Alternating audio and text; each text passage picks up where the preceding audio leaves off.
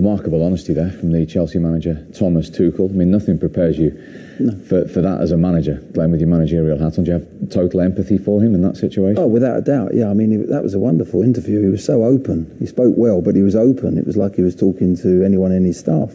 I think the key there was he was looking at all the positives. He was coming out with all the positives in a negative scenario. Yes, it is a distraction for them, but I think he said he needs to be flexibility. And I think as a manager, you have to have that flexibility. You have that business as usual head on. And he's absolutely right. We know that. We've been in dressing rooms. We've played. I've been a manager. Alan's been a manager.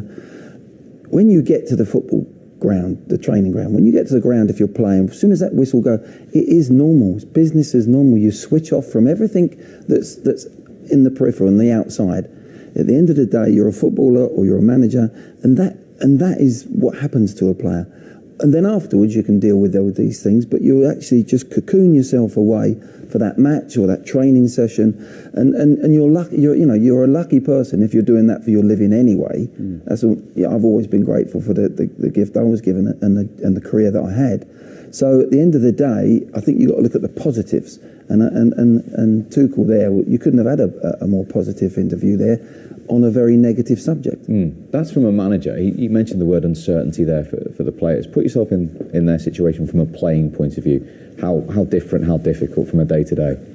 Yeah, it's not ideal. It's an obvious distraction. It's no comparison to what is going on around the world.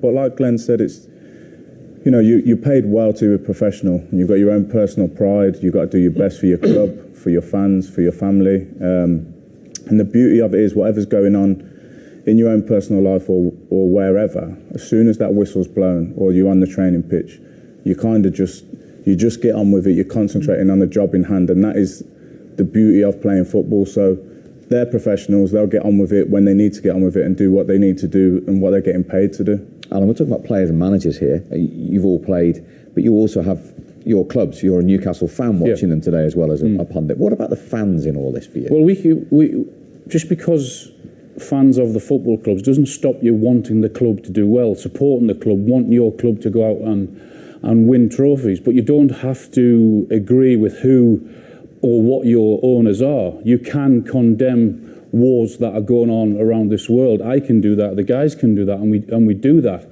But that shouldn't stop you supporting your football club. Fans do never get a choice in who the owners are of football clubs. That's for the governments and the governing bodies to decide that. No one is going to stop me supporting Newcastle United. My granddad supported Newcastle. My dad did. I do. My son will. His kids will do that. But we do not get a choice in who the owners are.